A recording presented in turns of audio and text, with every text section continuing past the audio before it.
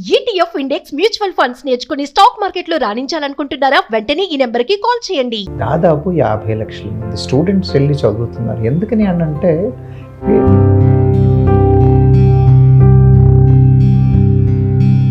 Present ఇప్పుడు H1 visa ఉన్న వాళ్ళకు ఉన్నటువంటి ప్రాబ్లమ్స్ ఏమున్నాయంటారు? యుఎస్లో ఒక OTP ప్రోగ్రామ్ అని, ఓకే, ఆప్షనల్ ప్రాక్టికల్ ట్రైనింగ్ అంటే ఏంటి? ఇంటర్న్షిప్లు చేయడం.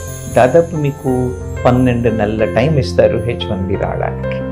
అవే మీ H1Bకి ప్రాసెస్ చేయడానికి ఇచ్చేస్తాయి. What about L1 visa? L1లో 2 రకాలు, L1BA అండ్ L1B అని చెప్పేసి. అలాంటి వీసాలు వచ్చిన వాళ్ళు అవి గుడ్డా బ్యాడా అంటే ఒక విధంగా గుడ్, ఎందుకంటే 7 ఏళ్ళు ఇబ్బంది లేకుండా ఉండొచ్చు. ఈ మధ్యలో ఉద్యోగం పోయింది, జాబ్ పోయిన తర్వాత 60 రోజుల్లో ఇంకో ఉద్యోగం వెతుక్కోవాలి 60 days లో. ఈ 60 days లో ఉద్యోగం దొరకకపోతే మూట ముళ్ళే సర్దుకుని బ్యాక్ టు బ్యాక్ వచ్చేసేయాలి. కెరీర్ బిల్డప్ చేసుకోవాలంటే ఎలాంటి విధానాలు పాటించాలంటారు? We should be abreast with the latest technologies. చదువుతూనే ఉండాలి, కోర్సులు చేస్తూనే ఉండాలి, సర్టిఫికేషన్ ప్రోగ్రామ్స్ చేస్తూనే ఉండాలి. ఎప్పుడో డిజాస్టర్ వచ్చినప్పుడే నేను ఉద్యోగం వెతుకుతాను అని కాకుండా, ఇప్పుడు లే ఆఫ్స్ కి ఎవరైతే గురవుతున్నారో ఈ ఇంపాక్ట్ అనేది వాళ్ళ పిల్లల పైన కానీ, ఫ్యామిలీస్ పైన కానీ, పిల్లల ఎడ్యుకేషన్ పైన కానీ ఎలా ఉంటుందంటారు? రేపు పొద్దున్న డిజాస్టర్స్ అవుతే ఎలా మెయింటైన్ చెయ్యాలి అన్న రెసిలియన్స్ను కూడా పిల్లల్లో కూడా బిల్డ్ చేయాల్సిన అవసరం ఎంతైనా ఉంది. ఎప్పుడు నాకు ఇండియా టికెట్ ఇచ్చినా నేను వెళ్ళిపోగలను అన్న మైండ్ సెట్ ఉండాలి. ఇక్కడ ఇండియాలో ఉన్న పేరెంట్స్ ని అలాగే ప్రిపేర్ చేసి పెట్టుకోవాలి, వాళ్ళ ఫ్యామిలీని కూడా అలా ప్రిపేర్ చేసి పెట్టుకోవాలి. ఇప్పుడు ఎందుకు ఇంకా వెళ్ళాలి అనే ఆలోచన మారట్లేదంటే ఏం చెప్తారు? ఇక్కడ ఇబ్బంది పడుతున్నావు, అక్కడ ఇబ్బంది పడతావు, okay let me go try. అదే అక్కడే వెళ్ళి ఇబ్బంది పడతాం. అబ్సల్యూట్లీ, అక్కడ వెళ్ళి ట్రై చేస్తాను, ఓకే కాకపోతే వచ్చేస్తాను. హాయ్, హలో, నమస్తే, welcome back to Suman TV. Welcome to talk show. ఈరోజు టాక్ షోలో మనం మాట్లాడుకోబోయే ఎపిసోడ్ ఏంటంటే USA లే ఆఫ్స్. మరి దీనివల్ల విద్యార్థులు ఎదుర్కొంటున్న సమస్యలు ఏంటి, మరి దీనికి పరిష్కారాలు ఏంటి అని చెప్పడానికి, దీనిపై మరింత సమాచారం ఇవ్వడానికి ఇవాళ మన టాక్ షోకి వచ్చారు మేనేజ్మెంట్ కన్సల్టెంట్ సంపత్ సముద్రాల గారు. సార్తో మాట్లాడదాం. నమస్తే సార్. నమస్తే నవీన. Sir, welcome to talk show. అమెరికాలో లే ఆఫ్స్ అవుతున్నాయని తెలిసినప్పటికీ కూడా మన స్టూడెంట్స్ ఎందుకు USA వెళ్ళడానికి లేదంటే ఇతర దేశాలకు వెళ్ళడానికి ఎగబడుతున్నారు అని అనొచ్చు అంటారా? అవునమ్మా, ఎగబడుతున్నారు అనొచ్చు, కానీ దానికి కారణాలు ఉన్నాయి. మనం వెళ్ళి చూసినట్టయితే యునెస్కో రిపోర్ట్లో ఏమంటుందంటే, ఇండియా నుంచి కానివ్వచ్చు, చైనా నుంచి కానివచ్చు, పాకిస్తాన్ ఇలాంటి కంట్రీస్ అన్నింటి నుంచి దాదాపు 50 లక్షల మంది స్టూడెంట్స్ వెళ్ళి చదువుతున్నారు. ఎందుకని అంటే వీఆర్ లార్జ్ కంట్రీస్, అవకాశాల కోసం వెతుకుతూ ఉంటారు. మీరు USAకి వెళ్ళి చూసినట్టయితే USAలో దాదాపు 11-12 ఇంటర్నేషనల్ ఫేమస్ యూనివర్సిటీస్ ఉన్నాయి. అదే మీరు న్యూజిలాండ్కి వెళ్ళారనుకోండి, పిల్లలకి రీసెర్చ్ కమ్యూనిటీ, స్టూడెంట్ కమ్యూనిటీ చిన్నగా ఉంటుంది, రీసెర్చ్ చేయడానికి చాలా అవకాశాలు ఉంటాయి. అదే మీరు జర్మనీ దగ్గరికి వెళ్ళారనుకోండి, జర్మనీలో ఏంటంటే ఒక స్టేజ్ తర్వాత పబ్లిక్ యూనివర్సిటీస్లో ఫీజులు మాఫీ లాంటి అవకాశాలు ఉంటాయి. మీరు ఆస్ట్రేలియా లాంటి కంట్రీస్కి వచ్చినట్టయితే వాళ్ళు ఏం చేస్తారు అని అంటే, మీరు చదువు తర్వాత కూడా ఉద్యోగం తర్వాత కూడా చదువు అన్న ఫెసిలిటీసు, కంఫర్ట్ లెవెల్స్ వాళ్ళు ఇస్తారు. మీరు అదే కెనడాకి వెళ్ళి చూసినట్టయితే, కెనడా చాలా కండ్యూసివ్ ఎన్వైరన్మెంట్, మల్టీకల్చర్ పీపుల్ అంతా ఉండడం వల్ల అంటే ఆ థ్రెటన్ ఫీలింగ్ ఎక్కడో వేరే దేశానికి వెళ్ళాము అనేది ఉండదు. ఏదైనప్పటికీ కూడా కెరియర్ ఓరియంటేషన్ నుండి సబ్జెక్ట్ మీద ఫోకస్ ఉన్న పిల్లలు ఇక్కడంటే మన దేశంలో ప్రయత్నాలు చేసిన తర్వాత కూడా ఇంకా బెటర్ కెరియర్ కావాలి అన్న ఆలోచన ఉన్నవాళ్ళు ఖచ్చితంగా వెళ్తున్నారు. వెళ్ళడంలో తప్పేం లేదమ్మా. అంటే సరి అయిన ఎవాల్యుయేషన్ చేసుకుని సరి అయిన కోర్సులు సెలెక్ట్ చేసుకుని వెళ్తున్నట్టయితే వాళ్ళు సరి అయిన దారిలో ఉన్నారు అని చెప్పచ్చు. ఎగబడిన దాన్ని తప్పుపట్టాల్సిన అవసరం ఏమి లేదనుకుంటాను. సరే, ఇన్ కేస్ వాళ్ళకి వీసా రాలేదనుకోండి, మరి అప్పుడు వాళ్ళ పరిస్థితి ఏంటి? ప్రతి సంవత్సరం దాదాపు 4 లక్షలు 5 లక్షల మంది పిల్లలు వెళ్తున్నారు. వేరు డిపార్ట్మెంట్లలో వేరు సబ్జెక్ట్స్లో వెళ్తున్నారు. కానీ వాళ్ళకి కూడా USకి కూడా వాళ్ళకు లిమిటేషన్స్ ఉన్నాయి. ఎస్ 65 నుంచి 80,000 వరకు వాళ్ళు ఈజీగా ఇచ్చేస్తారు. మరి 4-5 లక్షల మంది వెళ్ళారు, 60,000 80,000 మందికి ఇవ్వాలి అని అంటే obviously it is going to be a challenging thing. అందుకని వీసాలు రావడం కొంచెం ఇబ్బందికరమైన విషయమే. సార్, ఈ పెద్ద పెద్ద కంపెనీస్ కాకుండా కన్సల్టెంట్స్ ద్వారా కూడా వెళ్తూ ఉంటారు కదా, దీన్ని ఎలా చూడొచ్చు అంటారు? ఎప్పుడైతే పెద్ద కంపెనీల నుంచి వెళ్తారో మనకు కెరీర్ ఆప్షన్ కానీ, ఆపర్చునిటీ కానీ, గ్యారంటీ కానీ ఉంటుంది. అదే మీరు కన్సల్టెంట్స్తో వెళ్ళడం అంటే గుత్తేదారులతో వెళ్ళినట్టు అన్నమాట. గుత్తేదారులను మన దగ్గర పని వాళ్ళని తీసుకెళ్లే వాళ్ళు ఉంటారు కదా, ఇట్ ఈస్ లైక్ దాట్. వాళ్ళు ఏం చేస్తారనంటే, అయితే ఒకటి, మీరు కన్సల్టెంట్లతో పోయితే H1B వీసా ఇలా వచ్చేస్తుంది. వీసాలు రావడం పెద్ద కష్టం కాదు. కానీ పోయిన తర్వాత సస్టెనెన్స్ ఉంటుందా అంటే, ఉద్యోగం ఉంటుందా అంటే తెలీదు. మీరు వెళ్ళగానే మీకు ఉద్యోగం ఇస్తాడా తెలీదు. మిమ్మల్ని తీసుకెళ్లి బెంచ్ మీద పెట్టచ్చు, ఉద్యోగం మధ్యలో పీకేసి మిమ్మల్ని బెంచ్ మీద పెట్టచ్చు. అన్నీ అన్సర్టనిటీస్. ఒక్క పాజిటివిటీ మీరు కన్సల్టెంట్లతో చూసినట్టయితే ఏమొస్తుంది అని అంటే, కన్సల్టెంట్లతో మనకు వచ్చిన అడ్వాంటేజ్ ఏంటంటే వాళ్ళు చాలా త్వరగా వీసా ప్రాసెసింగ్ చేయించగలరు. వాళ్ళకి ఉన్న వీసా ప్రాసెసింగ్ టీంలో ఉన్న కాంటాక్ట్స్ కానివ్వండి, వాళ్ళ ఇన్ఫ్లుయెన్స్ కానివ్వండి, వీసాలు చాలా త్వరగా వస్తాయి కన్సల్టెంట్ల ద్వారా. కానీ ఏమవుతుందంటే సస్టెనెన్స్ కదా, మనం ఊరికే వెళ్ళడం ఒకటే కాదు కదా, అక్కడ వెళ్ళిన తర్వాత సరి అయిన ఉద్యోగం ఉండాలి, సరి అయిన డబ్బులు రావాలి. అందుకని వీలైనంత మటుకు కన్సల్టెంట్లని అవాయిడ్ చేయడమే బెటరు. కానీ అవకాశాలు వచ్చి లేదు, we have done a good research of the consultant, he has good clientele, there is no large bench time అన్న రీసెర్చ్ చేసుకున్నట్టయితే మాత్రం ఖచ్చితంగా వెళ్ళచ్చు. ఏమవుతుందంటే, మనం ఊరికే వీసాలను ఒక్కటి చూడకుండా మన కమ్యూనిటీని బిల్డ్ చేసుకోవాలి. We have to know people there, we need to have proper contacts. Market మీద అవగాహన ఉండాలి. ఆ కన్సల్టెంట్ యొక్క క్రెడిబిలిటీ ఏమిటి, ఎలాంటి ఆర్గనైజేషన్స్తో పనిచేస్తున్నారు, ఎంతమందిని తీసుకెళ్లారు, జనరల్గా వెళ్ళిన వాళ్ళు ఎంత బెంచ్లో ఉంటున్నారు, ఇలాంటి విషయాలన్నింటినీ క్షుణ్ణంగా స్టడీ చేసుకుని, ఒకవేళ మనకి 80-90% అయినా పాజిటివ్గా కనిపించినట్టయితే కన్సల్టెంట్ల ద్వారా వెళ్ళడం తప్పేమీ లేదు. కానీ పెద్ద కంపెనీలతో వెళ్ళి ఉన్న అడ్వాంటేజ్ ఉండకపోవచ్చు. But if you have done a good research, I think it will make a lot of sense, they can go. కానీ చాలామంది మనం బయట చూస్తూ ఉంటాం కదా సార్, కన్సల్టెంట్ ఆఫీసెస్ పెట్టుకుంటారు కదా, అబ్రాడ్ ఎడ్యుకేషన్ వెళ్ళాలనుకున్న వాళ్ళు, మేము తొందరగా వీసా ఇస్తామని అంటే మీరు అంటున్నారు కొంచెం అవాయిడ్ చేస్తే మంచిది అన్నారు కదా, అంటే డైరెక్ట్గా వెళ్ళాలి అంటే ఏంటి సార్ ప్రాసెస్? అంటే అమ్మా, ఇప్పుడు H1B వీసాలు రావడానికి ఎంప్లాయర్స్ డైరెక్ట్గా మనం ఎంప్లాయ్మెంట్కి అప్లై చేసుకొని వెళ్ళొచ్చు. మనం అది డైరెక్ట్ ఎంప్లాయ్మెంట్, లేకపోతే అక్కడ ఎడ్యుకేషన్కి వెళ్ళిన తర్వాత కూడా we will apply for H1B visas. అక్కడ వెళ్ళి మనం ముందు స్టూడెంట్ వీసా మీద వెళ్తాం. స్టూడెంట్ వీసా ఎడ్యుకేషన్ అయిపోయిన తర్వాత then we should apply for that. Sir, present ఇప్పుడు H1 వీసా ఉన్న వాళ్ళకు ఉన్నటువంటి ప్రాబ్లమ్స్ ఏమున్నాయంటారు? అంటే గ్రీన్ కార్డ్స్ వచ్చేంత వరకు స్టూడెంట్స్ వీసా మీద వెళ్తారు. H1B అందరికీ రాదు. స్టూడెంట్గా ఉన్నవాడికి ఉద్యోగం వచ్చేస్తే ఎంప్లాయర్ H1B వీసా ఇచ్చేసి తీసేసుకుంటాడు. కొన్నిసార్లు ఉద్యోగాలు రావు. ఈ టైం పట్టినప్పుడు ఎస్పెషల్లీ మీరు యుఎస్ని చూసినట్టయితే, యుఎస్లో ఒక OTP ప్రోగ్రామ్ అని ఉంది, ఓకే, ఆప్షనల్ ప్రాక్టికల్ ట్రైనింగ్. అంటే ఏంటి? ఇంటర్న్షిప్లు చేయడం. ఇంటర్న్షిప్స్ అక్కడ ఉన్న కంపెనీల్లో వాటిలో వెళ్ళి మనం ఆప్షనల్ ప్రాక్టికల్ ట్రైనింగ్ కోసం మనం ఎప్పుడైతే జాయిన్ అవుతామో అప్పుడు దాదాపు మీకు 12 నెలల టైం ఇస్తారు H1B రావడానికి.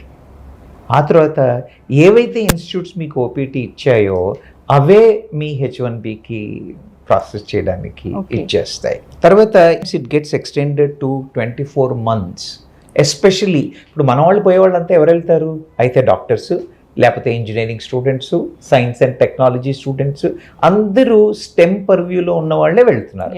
ఈ స్టెమ్ పర్వ్యూలో ఉన్న వాళ్ళకి 12 నెలలు కాదు 24 నెలల టైం ఉంటుంది H1B రావడానికి.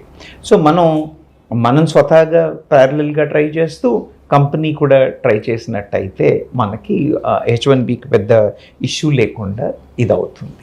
ఓసారి ఏమవుతుంది, ఇప్పుడు మనకి H1B వీసాలు ఇవన్నీ అక్టోబర్లో, మీకు ఓటీపీ ముందే అయిపోతుంది అనుకోండి. ఒకవేళ మీకు వీసా వచ్చి అది అక్టోబర్లో స్టార్ట్ అవుతుంది అన్నప్పటికీ కూడా మీ ఓటీపీ ఎక్స్టెన్షన్ పీరియడ్ దొరుకుతుంది. ఓకే, గ్యాప్ ఎక్స్టెన్షన్ పీరియడ్ అని చెప్పేసి వాళ్ళకి ఆ గ్యాప్ ఎక్స్టెన్షన్ ఇస్తారు.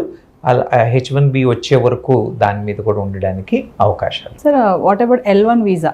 క్రిటికల్ సబ్జెక్ట్ అమ్మా. ఎస్, స్టూడెంట్స్ ఏంటంటే వెళ్తారు, ఓవేళ మరి ఏం కాకపోతే ప్యాక్ చేసుకుని వచ్చేస్తారు, ఇక్కడ ఆపర్చునిటీస్ చూసుకుంటారు లేదా వేరే కంట్రీస్ని చూసుకుంటారు. డిసప్పాయింట్మెంట్ ఉంటుంది, మేము Yes. H1B రాలేదు మేము వచ్చేసాము అన్న డిసప్పాయింట్మెంట్ ఒకటి ఉంటుందేమో. కానీ మీరు L1 అని ఏదైతే అంటున్నారో, L1లో 2 రకాలు, L1BA అండ్ L1B అని చెప్పేసి. L1A జనరల్గా కంపెనీ ఎగ్జిక్యూటివ్స్కి, ఇప్పుడు మైక్రోసాఫ్ట్లో పిల్లలు పనిచేస్తున్నారు లేదా TCSలో పనిచేస్తున్నారు, విప్రోలో పనిచేస్తున్నారు. వాళ్ళు 4-5 ఏళ్ళు 5-6 ఏళ్ళు ఎక్స్పీరియన్స్ వచ్చిన వాళ్ళని, మేనేజర్ లెవెల్లో ఉన్న వాళ్ళని, వాళ్ళకి అలాంటి వాళ్ళకి, ఎందుకంటే దే ఆర్ స్పెషలైజ్. ఇది ప్యారలల్ రిక్రూట్మెంట్. ఇక్కడ నుంచి ఇదే కంపెనీ వాడు ఈ లొకేషన్ నుంచి ఆ లొకేషన్కి మారుతున్నాడు. అలాంటి వీసాలు వచ్చిన వాళ్ళు అవి గుడ్డా బ్యాడా అంటే ఒక విధంగా గుడ్, ఎందుకంటే 7 ఏళ్ళు ఇబ్బంది లేకుండా ఉండొచ్చు. ఒకవేళ వాళ్ళకి గ్రీన్ కార్డ్ రాలేదు, ఎక్స్టెన్షన్స్ రాలేదు అని అనుకోండి, ఈ మధ్యలో ఉద్యోగం పోయింది, వాళ్ళు మ్యాక్సిమం 60 రోజులు అక్కడ ఉండొచ్చమ్మా. ఓకే, ఆఫ్టర్ జాబ్ పోయిన తర్వాత 60 రోజుల్లో ఇంకో ఉద్యోగం వెతుక్కోవాలి 60 డేస్లో. ఈ 60 డేస్లో ఉద్యోగం దొరకకపోతే ముళ్ళే సర్దుకుని బ్యాక్ టు బ్యాక్ వచ్చేసేయాలి. కుర్రాళ్ళు అనుకోండి, ఎడ్యుకేషన్ స్టూడెంట్స్ అనుకోండి, వచ్చేయడం పెద్ద సమస్య కాదు. కానీ వీళ్ళేంటి, ఫ్యామిలీతో పిల్లలతో వెళ్ళారు. వాళ్ళకి ఎంత ఎమోషనల్ స్ట్రెస్కి వచ్చేస్తారు అని అంటే, నా ఉద్యోగం ఎలా అని ఒక సమస్య. ఇంట్లో ఆడవాళ్ళకి కానీ పేరెంట్స్కి కానీ ట్రాన్స్పరెంట్గా ఒకవేళ వాళ్ళు చెప్పి లేరనుకోండి, ఎంత ఎమోషనల్ స్ట్రెస్. తర్వాత పిల్లలు చదువులు ఎలా, ఇక్కడి నుంచి అక్కడ తీసుకెళ్ళాలా, కల్చరల్ డిఫరెన్స్. వాళ్ళు ఇండియాలో సెటిల్ అవుతున్న టైంలో US తీసుకెళ్లారు, US కొద్దో గొప్ప వాళ్ళ లాంగ్వేజ్ మాట్లాడి ఏదో నేర్చుకుని కొంత సెటిల్ అవుతున్నారు అన్న టైంకి మళ్ళీ వాపస్ రావాలి అని అంటే చాలా విపరీతమైన కష్టం. అందుకని L1 వీసాలు advantage for people who are employed who can go and do it. కానీ డిసడ్వాంటేజెస్ కూడా చాలా ఉన్నాయి. L1లో వెళ్ళే కుర్రాళ్ళు మాత్రం చాలా జాగ్రత్తగా ప్రోస్ అండ్ కాన్స్ చాలా సరిగా వెయి చేసుకుని వెళ్ళాల్సిన అవసరం ఎంతైనా. సో ఇలా L1తో వెళ్ళిన స్టూడెంట్స్ మనం మాట్లాడుకుంటే వాళ్ళు కెరీర్ బిల్డప్ చేసుకోవాలంటే ఎలాంటి విధానాలు పాటించాలంటారు? L1తో వెళ్ళిన వాళ్ళనే కాదు, ఎవరైనా బయట కంట్రీస్కి వెళ్ళిన వాళ్ళని కాదమ్మా, anybody who wants to have a great career. ముఖ్యంగా ముందు చేయాల్సి ఏంటంటే, we should be abreast with the latest technologies. చదువుతూనే ఉండాలి, కోర్సులు చేస్తూనే ఉండాలి, సర్టిఫికేషన్ ప్రోగ్రామ్స్ చేస్తూనే ఉండాలి. లింక్డ్ఇన్ లాంటి నెట్వర్క్లో ఏమవుతోంది, మార్కెట్ ఏమవుతోంది అన్న స్టడీస్ బాగా చేస్తూ ఉండాలి. ఉద్యోగ అవకాశాలు ఎలా ఉన్నాయి, ఏమున్నాయి అని రెగ్యులర్గా కంటిన్యూస్గా మానిటర్ చేస్తూ ఉండాలి. ఎప్పుడో డిజాస్టర్ వచ్చినప్పుడే నేను ఉద్యోగం వెతుకుతాను అని కాకుండా specific skill improvement. As the market changes, as the requirement in the market changes, skill enhancement with certification programs, distance education programs, higher education, ఈ higher learning, తర్వాత ఆ సబ్జెక్ట్కి సంబంధించిన అసోసియేషన్స్లో మెంబర్లుగా ఉండడము, ఇలాంటి యాక్టివిటీస్ అన్ని చాలా సీరియస్గా చేయాల్సి ఉంటుంది. అలా కాకుండా ఉద్యోగం రాగానే 4 డబ్బులు ఖర్చు పెట్టేసి ఐఫోన్ కొనేసుకోవడం, ఇంట్లో వాళ్ళకి 4 వస్తువులు కొనిపెట్టడం, డబ్బులు చేతుల్లో లేకుండా చేసుకోవడం, చదువు మీద దృష్టి పెట్టకపోవడం. The learning is never ending అమ్మ. ఎస్పెషలీ ఇలాంటి ఉద్యోగాలు వాళ్ళకు మాత్రం వాళ్ళు everyday they should be on the learning mode only. Sir, ఇలా L1 వీసాతో వెళ్ళి ఇప్పుడు లే ఆఫ్స్కి ఎవరైతే గురవుతున్నారో ఈ ఇంపాక్ట్ అనేది వాళ్ళ పిల్లల పైన కానీ, ఫ్యామిలీస్ పైన కానీ, పిల్లల ఎడ్యుకేషన్ పైన కానీ ఎలా ఉంటుందంటారు? డిఫికల్ట్ అయిన సమస్య అమ్మ, వెరీ వెరీ డిఫికల్ట్ థింగ్. ఉద్యోగం పోయిందన్న భయం, టెన్షన్. రెండోది ఇంట్లో వాళ్ళకి ఎలా చెప్పాలి అన్న టెన్షన్. ఇంట్లో వాళ్ళకి చెప్పగానే వీళ్ళు సైకలాజికల్గా డౌన్ అవుతారు, వాళ్ళు సైకలాజికల్గా డౌన్ అవుతారు. పిల్లల్ని ఆ స్టేజ్కి రెడీ చేసి పెట్టలేదు అనుకోండి, if you don't keep them, పిల్లలకి కూడా తెలియాలి మనం ఎలాంటి వాతావరణంలో ఉన్నాము, రేపు పొద్దున డిజాస్టర్స్ అవుతే ఎలా మెయింటైన్ చెయ్యాలి అన్న రెసిలియన్స్ను కూడా పిల్లల్లో కూడా బిల్డ్ చేయాల్సిన అవసరం ఎంతైనా ఉంది. నేను చెప్తాను కదమ్మా, డబ్బులు ధారాళంగా ఖర్చు పెట్టేసుకుని డబ్బులు దగ్గర పెట్టుకోకుండా హగావుగా ఖర్చులు పెట్టి లగ్జరీ లైఫ్ చేసి డబ్బులు ఉన్నాయి కదా అని చేస్తే మాత్రం ఎల్వెన్ వాళ్ళు చాలా చాలా జాగ్రత్తగా ఉండాలి. అది కాకుండా ఇలాంటి పరిస్థితుల్లో అందరూ సైకలాజికల్గా దెబ్బతింటారు. ఎప్పుడు నాకు ఇండియాకి టికెట్ ఇచ్చినా నేను వెళ్ళిపోగలను అన్న మైండ్ సెట్ ఉండాలి. ఇక్కడ ఇండియాలో ఉన్న పేరెంట్స్ని అలాగే ప్రిపేర్ చేసి పెట్టుకోవాలి, వాళ్ళ ఫ్యామిలీని కూడా అలా ప్రిపేర్ చేసి పెట్టుకోవాలి. నేను అక్కడ సెటిల్ అవుతున్నాను అన్న గ్రీన్ కార్డ్ వచ్చే వరకు నేను సెటిల్ అవుతున్నాను అన్న ఇండికేషన్ ఎవరికి ఇవ్వద్దు, including the kids and family. They all should know that అవసరం పడితే మేము రేపు ప్యాక్ చేసుకుని ఇండియా వెళ్ళిపోతాము అన్న మైండ్ సెట్లో ఉండి చేసినట్టయితే చాలా సక్సెస్ఫుల్ అయ్యే అవకాశం. ఖచ్చితంగా సైకలాజికల్గా ప్రిపేర్ చేసుకోవాలి మైండ్. ఖచ్చితంగా సైకలాజికల్గా ప్రిపేర్ అవ్వాలి. ఒకవేళ మనం కాదు కొంత వీక్ మెంటాలిటీ మనం చేయలేకపోతున్నాం అని అంటే మన దగ్గర సైకాలజిస్టుల దగ్గరికి వెళ్ళడానికి భయపడతారమ్మా, చాలా మొహమాట పడతారు, భయపడతారు. చాలా తప్పు. నేను ఎందుకు వెళ్ళాలి సైకాలజీ? చాలా చాలా తప్పు. అలా కాకుండా సైకాలజిస్టుల దగ్గర, సీనియర్స్ దగ్గర, ఎక్స్పర్ట్స్ దగ్గర వెళ్ళి మాట్లాడి అడ్వైస్ తీసుకోవడంలో ఏం పొరపాట్లేదు. అంత దూరం ఎందుకు వెళ్ళాలి, అక్కడ ఎందుకు ఆ ప్రాబ్లమ్స్ ఫేస్ చేయాలి అంటే దీనికి ఏం చెప్తారు సార్? ఇంత తెలిసినా కూడా నేను అబ్రాడ్ వెళ్ళి చదువుకోవాలి, హైయర్ స్టడీస్, నా కెరియర్ బాగుండాలి అంటే ఉద్యోగాల కోసం వెళ్ళే వాళ్ళు ఉన్నారు, చదువు కోసం వెళ్ళే వాళ్ళు కూడా మీరు అన్నట్టుగా ఫ్యామిలీస్ కూడా వెళ్ళే వాళ్ళు ఉన్నారు అక్కడ స్థిరపడాలని. అయినా మరి ఇంత ఇలాంటి ఎదురవుతున్నా కూడా ఎందుకు ఇంకా వెళ్ళాలి అనే ఆలోచన మారట్లేదు అంటే ఏం చెప్తారు సార్? మనకు ఎంప్లాయ్మెంట్ గ్యారంటీ ఉందా? లేదు. ఉద్యోగం వచ్చే అవకాశాలు ఉన్నాయి అన్న నమ్మకం ఉందా? డౌట్ అక్కడ కూడా. అవునా? ఉద్యోగ అవకాశాలు తక్కువే, వచ్చిన ఉద్యోగం ఉంటుందా అనేది కూడా తక్కువే. గవర్నమెంట్ ఉద్యోగాలు ఇన్ని గవర్నమెంట్లు ఇన్ని చూసాం అంటే ఆ మెంటాలిటీ ఉన్న వాళ్ళకి కూడా సెట్ అవ్వట్లేదు. అవునా? మన దగ్గర పాపులేషన్ ఎక్కువ ఉండడం చేతే అని అనుకోండి, లేదా మన వాళ్ళకి ఎప్పుడు కూడా మిగతా దేశాల కంటే కూడా ఒక మెట్టు పైన ఉండాలి. అలా ఉండడం చేత ఇక్కడ మనకు ఆపర్చునిటీస్ కనబడకపోయేసరికి నేను ఇంతకుముందు చెప్పినట్టుగా ఒక యుఎస్ అనే కాదు, కెనడా వెళ్తున్నారు, జర్మనీ వెళ్తున్నారు, న్యూజిలాండ్ వెళ్తున్నారు, యూకే వెళ్తున్నారు. ఇప్పుడు యూకేకి వెళ్తే కేంబ్రిడ్జ్ యూనివర్సిటీ, ఆక్స్ఫర్డ్ యూనివర్సిటీ ఆ పేరు చెప్పుకుంటే it is such a pride. People would like to go and take that pride. అదొక రీజన్ అమ్మ వెళ్ళడానికి, అవకాశాలు అక్కడ ఉండడం చేత ఒక రీజన్. రెండోది ఇక్కడ మనకున్న ఇక్కడ ఇబ్బంది పడుతున్నావు, అక్కడ ఇబ్బంది పడతావు, okay let me go try. అదే అక్కడే వెళ్ళి ఇబ్బంది పడతాను, అబ్సల్యూట్లీ అక్కడ వెళ్ళి ట్రై చేస్తాను, ఓకే కాకపోతే వచ్చేస్తాను. ఈ పేరెంట్స్కి కూడా ఏంటి, ఒకసారి యుఎస్కి వెళ్ళాడు లేదా జర్మనీ వెళ్ళాడు, ఆస్ట్రేలియా వెళ్ళాడు అంటే my son is competent and capable దాన్ని ఉన్న నమ్మకం. అయితే ఏంటంటే అక్కడికి వెళ్ళే యూనివర్సిటీస్ని సరిగ్గా రీసెర్చ్ చేసుకోవాలి. బికాజ్ ఇంటర్నేషనల్ వరల్డ్ ర్యాంకింగ్ ఉంది యూనివర్సిటీస్కి. ఈ ర్యాంకింగ్లో ఉన్న యూనివర్సిటీస్ని చూసి వెళ్ళాలి. Point number 1. పాయింట్ నెంబర్ 2, ఎక్కడైతే ఇన్స్టిట్యూషన్ ఈజీగా అడ్మిషన్ ఇస్తుందో 4 సార్లు ఆలోచించాలి, వీడెందుకు ఇస్తున్నాడు. అడ్మిషన్లు వచ్చేస్తాయి, వీసాలు వచ్చేస్తాయి, వెళ్ళిపోతాం, but we are not going to be settle down there. అలాంటి ఇన్స్టిట్యూట్లో, విలువ లేని ఇన్స్టిట్యూట్లో మాత్రం ఎడ్యుకేషన్కి వెళ్ళకూడదు. Even if it cost is less, admission hurdles are not there, easy walk, cake walk అన్న ఉన్న యూనివర్సిటీస్ ఎక్కడ కూడా పిల్లలు ఆప్ట్ చేయకూడదు. Because it is going to be a challenge in the days to come. అలా కాకుండా రీసెర్చ్ చేసి, నేను చెప్పినట్టుగా ప్రీవియస్ స్టూడెంట్స్ ఎవరైనా ఉన్నారా, ఇప్పుడు మీరు వెబ్లోకి వెళ్ళినట్టయితే అన్ని ఆపర్చునిటీస్ ఉన్నాయమ్మా. You can connect with every one.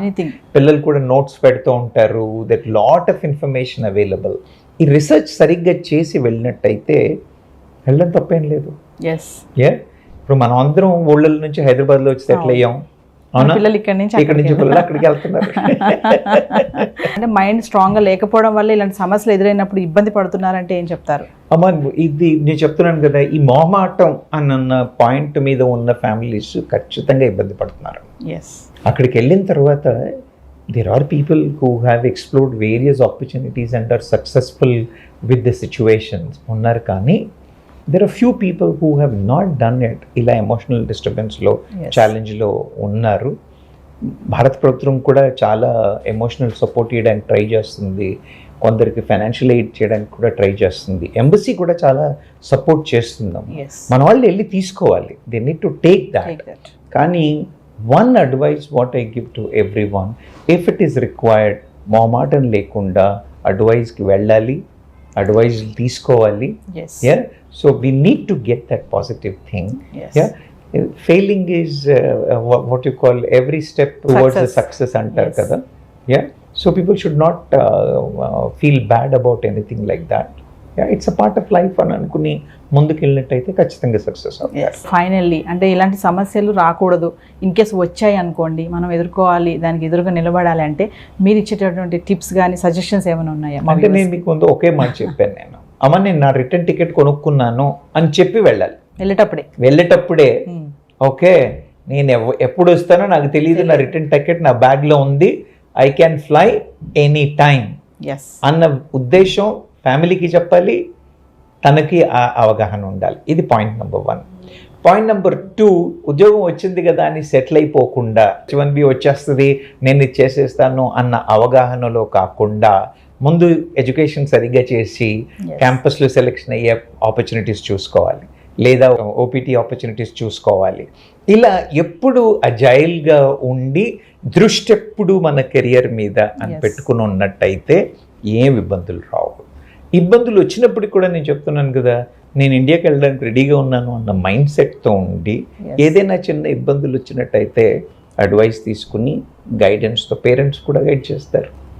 మన వాళ్ళు కూడా ఇక్కడ నుంచి they give that kind of a confidence.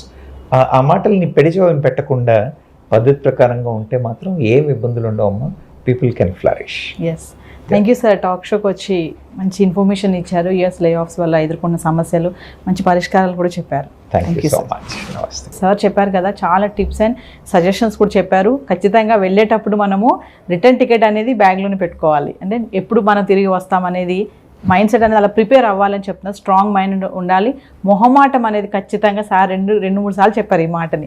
మొహమాటం అనేది అస్సలు మన మధ్యలో ఉండొద్దు, ఎప్పుడైనా సరే తిరిగి వెళ్ళిపోతాం మనము అనుకునే మైండ్ సెట్తో ఉంటేనే ఇలాంటి సమస్యలు వచ్చినప్పుడు కూడా మనం దాన్ని ఎదురుగా ఫైట్ చేయగలుగుతాం. మరి మరొక ఇంట్రెస్టింగ్ టాపిక్తో టాక్ షోలో మళ్ళీ కలుద్దాం. This is Naveena signing of.